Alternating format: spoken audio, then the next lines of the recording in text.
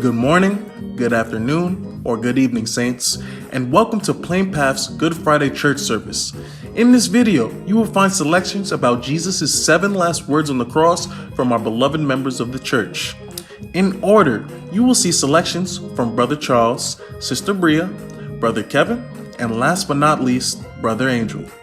We hope these words touch your heart and bring many blessings to you. But first, let us worship and sing.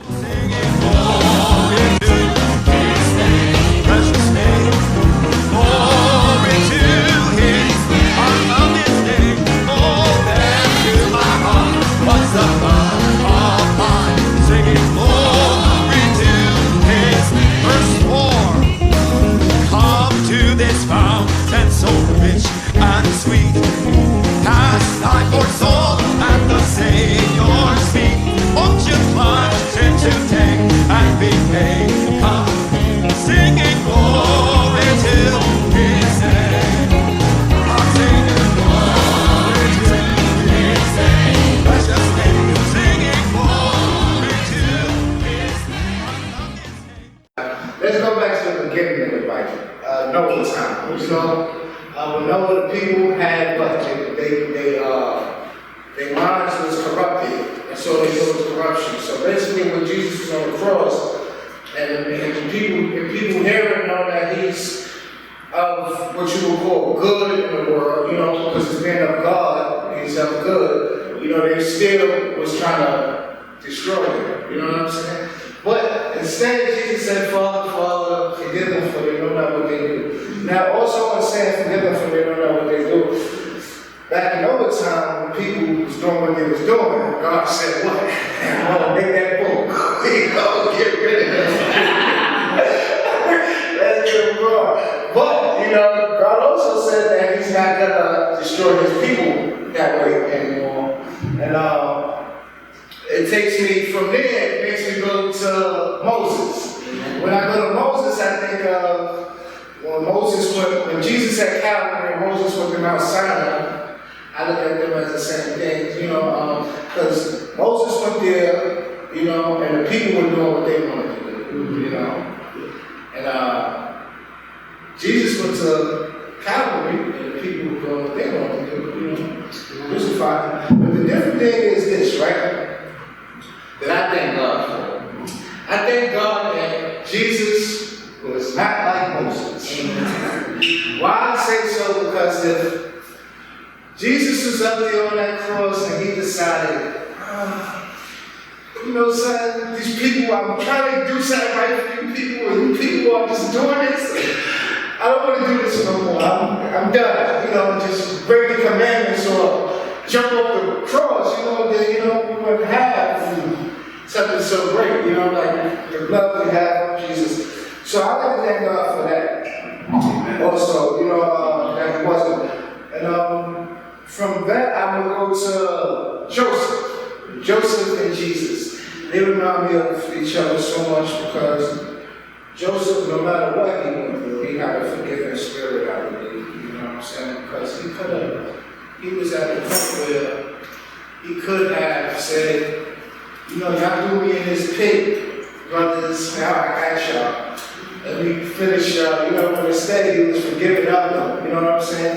And the greatness that Jesus had was the fact that he would even ask for forgiveness for the people, because they don't know what they're doing. They think they're trying to hurt, destroy, and do their own thing, but you're only doing the works of God. They're only doing the works of God, and they're doing it. So I like to thank God that Jesus had the mind to ask him for forgiveness, ask God for forgiveness for him. Yeah. Because people were going. Also, I would like to say that I like to thank God for the word. Amen.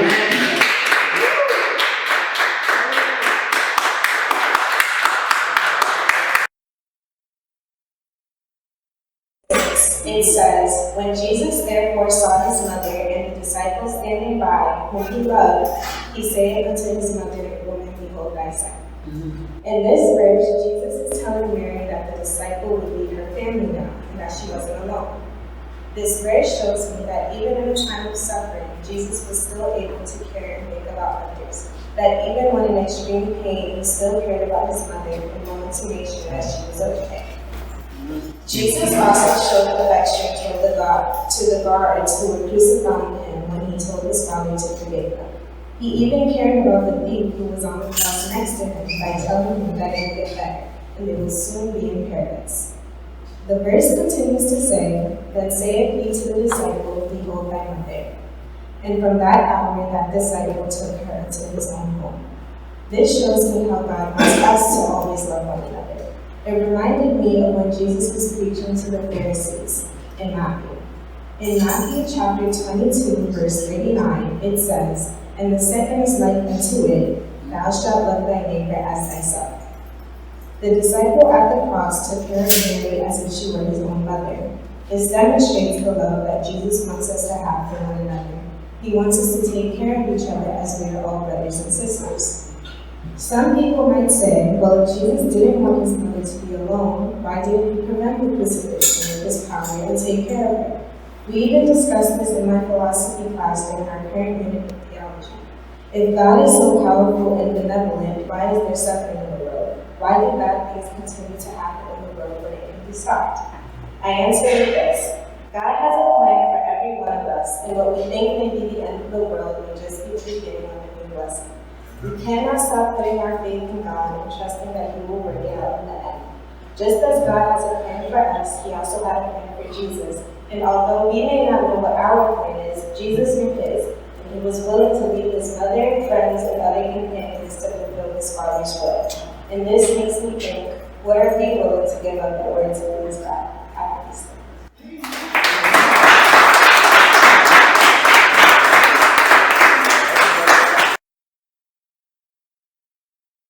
There's some things about the ocean that it absorbs red, orange, and yellow, but the most color that it only doesn't absorb that much is the color blue. It only lets the blue shine through. For some strange reason, out of all the colors that go straight to the water smothers all those colors and only let the blue come through. Again, this is the last part, so it's the title blue, but a Christian's view.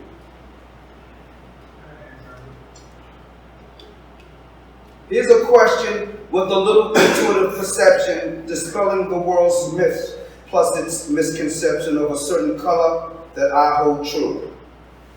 Come with me, saints, back to Exodus chapter 26, verse 31, where the Lord reveals the three colors he delights in, and the first color is blue. Here's a question with a little intuitive perception, dispelling the world's myths plus its misconception of a certain color I hold true. As the saints to come back to Exodus chapter 26, verse 31, where the Lord reveals the three colors he delights in. The first happens to be blue. Now, I'm not talking to the Christians, I'm talking to the world, and it just so happens I'm looking at you. But if it makes the Most High happy, then why are people so sad and then attributing that emotion to blue? I thought you liked blue. Look at Moses. The word was given. He delighted in the things that he do. Resurrection of the tabernacle, dedication to the Lord, and the curtains, the veil, it had to be blue. You ain't listening, okay? Between the heavenly skies and that beautiful veil of purple and scarlet, a powerful hand twanged it in two. And it's the Lamb, for it was the Son of Man, the innocent Lamb, portrayed by them, gave up the ghost, and I'm through. Silenced Lamb, silenced by man, and still the word rings true. Forgive them, Father, for my brothers are contemptuous, and definitely know not what they do, for I preach the word and taught. I dwelt with them, and I commit my spirit now unto you. You call yourself a Christian? When he's missing and risen, what part of that gives you the blues? That's a world trait, not to be associated with the saint. And I better not ever hear anybody in this congregation cry the blues. Quote unquote, I'm done. Amen.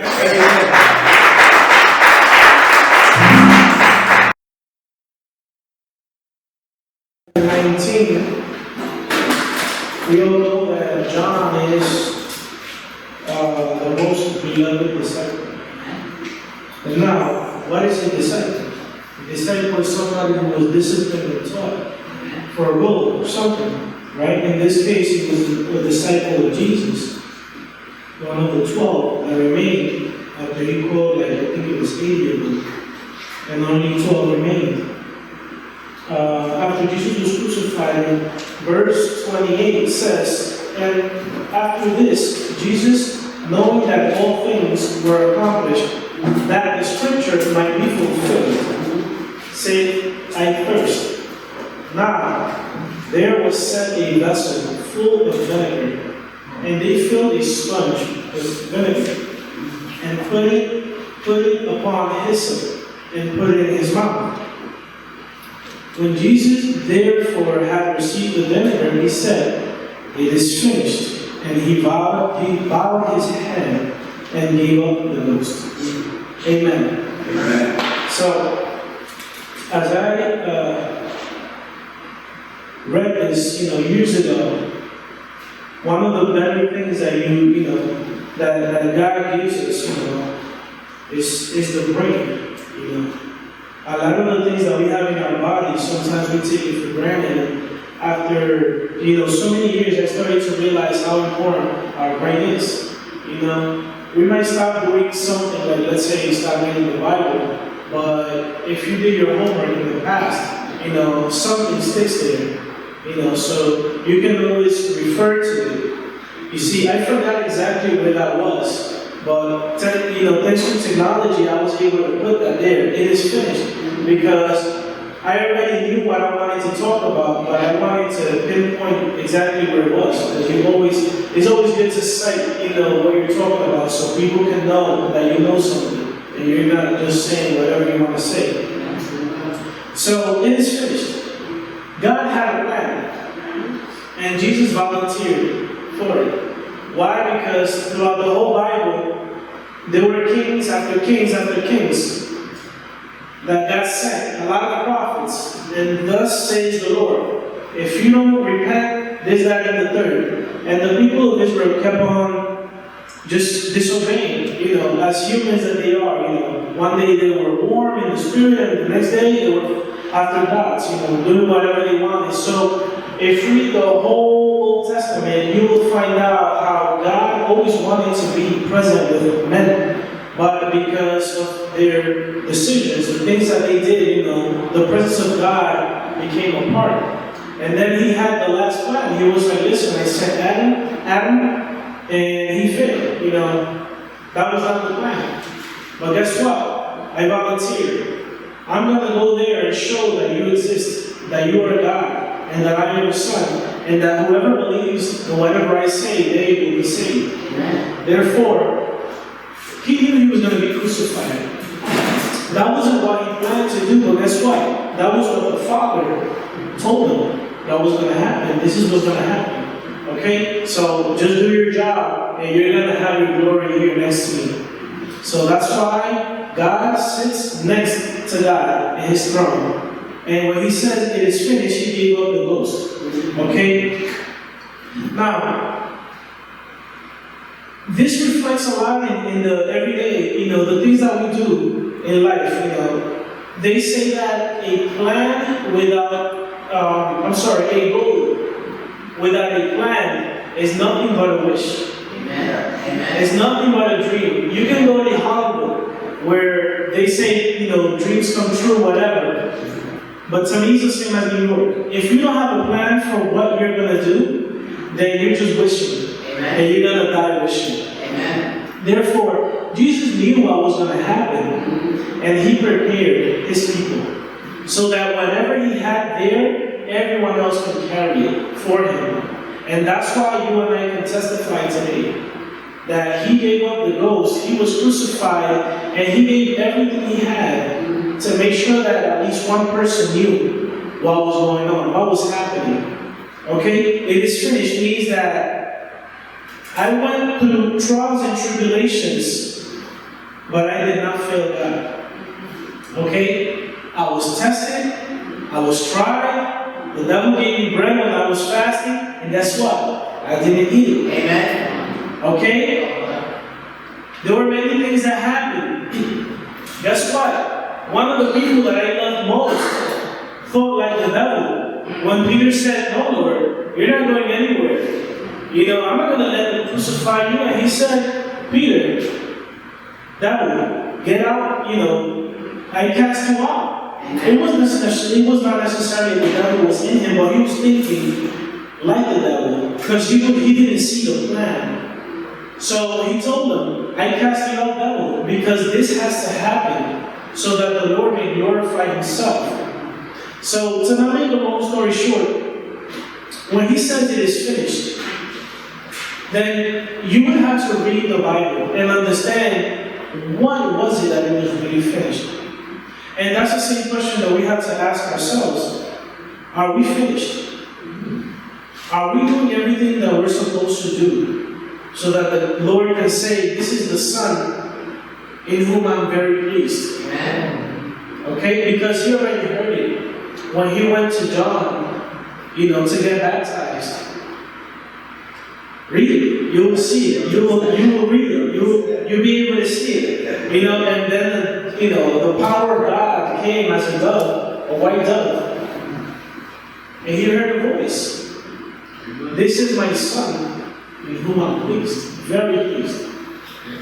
And pretty much that's the same voice that we all ought to hear. And that's why Jesus said, "It is finished," because there was nothing else to prove. Okay? He got slapped, and guess what? He did exactly what he said. Amen. They slapped him on one side, give him the other. Okay?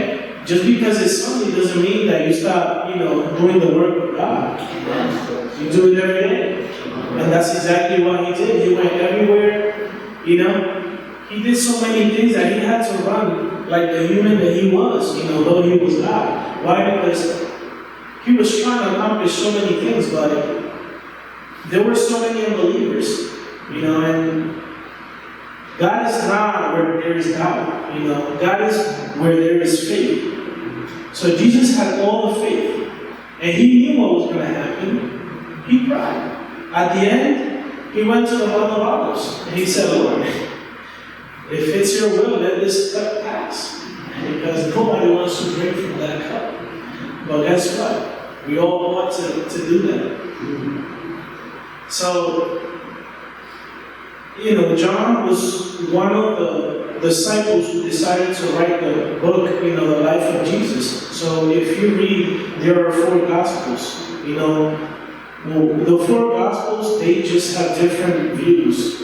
It's like me and George are looking at the pastor. I can say he was playing loud, and he can say he was playing low.